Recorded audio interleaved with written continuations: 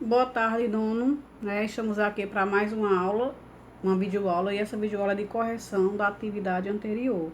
Isso eu expliquei para vocês na aula passada, a segunda parte de oração subordinada substantiva, isso, e depois da conclusão do conteúdo tem um texto, que esse texto, por incrível que pareça, eu achei a cara do que está acontecendo no momento, Apesar de que também não, Porque viver de qualquer forma não é fácil. No momento não está sendo fácil, porque assim, algumas pessoas estão correndo perigo de morte, Então não é um problema simples, certo? Então a nossa vida em si, ela já é difícil. Não existe uma fórmula perfeita para você resolver os problemas. Não existe uma fórmula perfeita para você ser feliz intensamente, o tempo todo. Não existe felicidade eterna, existe apenas momentos felizes. Essa é a minha filosofia, viu, gente? Então, esse texto, ele descreve exatamente o momento, principalmente o meu, gente, porque assim, eu estou tendo uma dificuldade imensa de enviar esses vídeos, porque eles estão saindo muito longos, porque você sabe, eu falo demais, não é isso, gente? Então, além da dificuldade com a forma de gravar e tal, entendeu?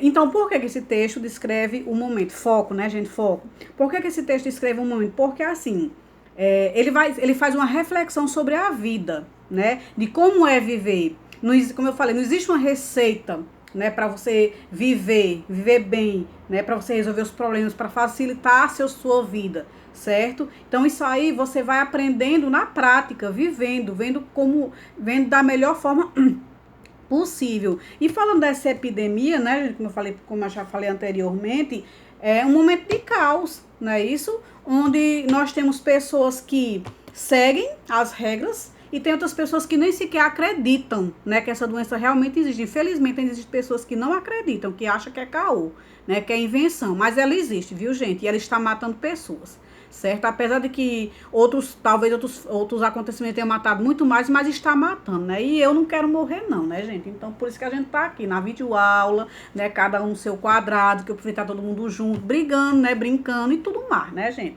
Então, vamos lá. Outra coisa que eu quero dizer para vocês, essa aqui é a visão da autora, que eu concordo plenamente com ela, não é isso? Que não existe um facilitador para a vida, certo, gente? Do lado, como vocês sabem, tem como é que eu posso dizer?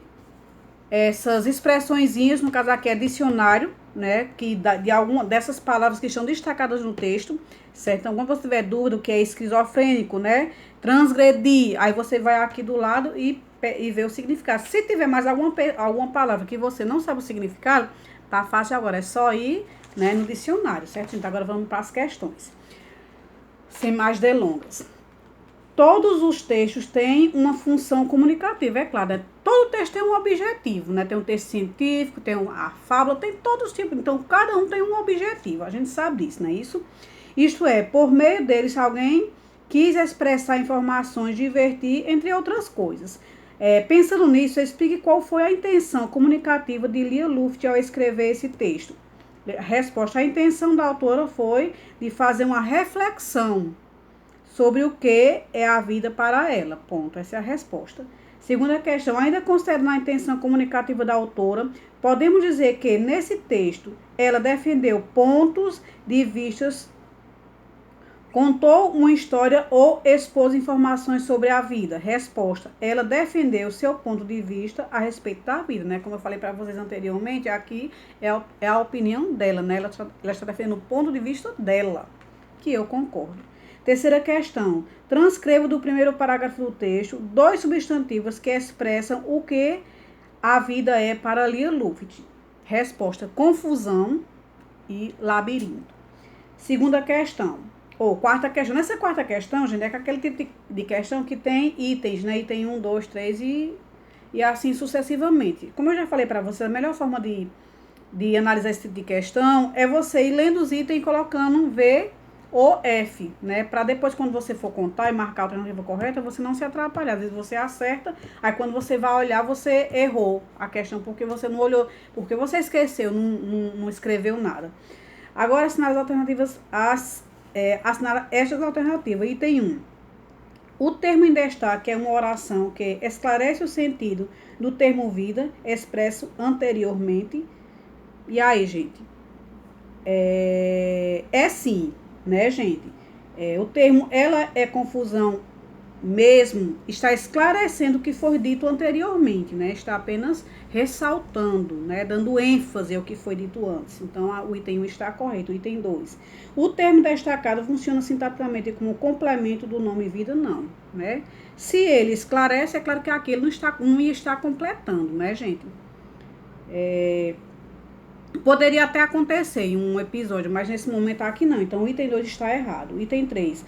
A oração em destaque expressa um dado momento importante para a compreensão do texto. O que a vida significa para a autora?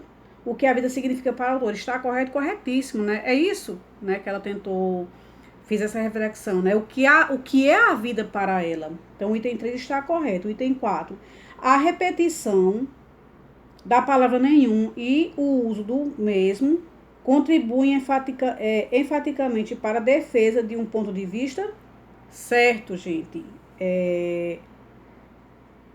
Essa alternativa também está certa, quase de acordo com a segunda, só que aqui não falou da autora, né? Mas está certo. O item 5. O verbo entender necessita de um termo que lhe complete o sentido. No período, esse complemento é exercido por uma oração. Quem entende algo, né? Sim, ele precisa de um complemento. Só que a vida não é um complemento, só que ele não é oração. Por quê? Porque não tem verbo, não é isso? Então, o item 5 está errado. Item 6. Podemos dizer que receita e facilitador no contexto tem sentidos equivalentes, ou seja, sentidos semelhantes? Sim, né, gente? Por quê? Vamos supor que você vai fazer um bolo e você não sabe fazer bolo. Se você tiver a receita, vai facilitar ou não você fazer um bolo? Eu, com a receita, meu filho, eu faço qualquer coisa, assim, na cozinha, né? Não sou boa cozinheira, não, mas se eu tiver a receita, eu tento. Raramente eu erro uma receita, se eu tenho uma comida que eu vou fazer, se eu tiver a receita. Agora, se eu for fazer aleatório, meu filho, aí né, gente? A gente tá criando, muitas vezes, né? Então, a resposta correta é a letra D. Quinta questão. Releia o trecho a seguir, retirado do texto do segundo parágrafo e responda as questões propostas. Aí tem o trecho. Tenho talvez a ingenuidade de acreditar que tudo faz algum sentido. Qual é a função do termo destacado? Qual o termo destacado? Que tudo faz algum sentido. Então, qual seria a função dele? A função dele está... Nós sabemos que, primeiro, ele é uma oração. Por quê? Porque tem verbo, né? Isso, principalmente porque tem verbo. E depois... É uma oração subordinada por quê? Porque tem um que, né? Então, o que é a conjunção que está ligando essa oração à principal, que é talvez tenha a ingenuidade de acreditar. Então, resposta, completar o sentido do verbo acreditar.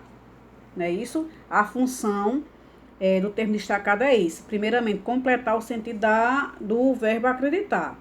Vírgula, sendo, vírgula, portanto, oração subordinada substantiva objetiva direta. Certo, gente? Ponto. Essa é a resposta. Mas detalhe, vamos entender uma coisa aqui. Acreditar, dependendo do contexto onde ele aparece, ele pode ser um verbo transitivo direto, né? Como está aqui, ele sendo transitivo direto. Mas dependendo do contexto, também pode ser indireto. Por quê? Porque quem acredita, acredita em alguém. Como nós não estamos vendo conjunção aqui, conjunção não, preposição, a preposição em, então nós entendemos que ele é um verbo transitivo direto. Por isso que a oração é oração subordinada objetiva direta. Letra B.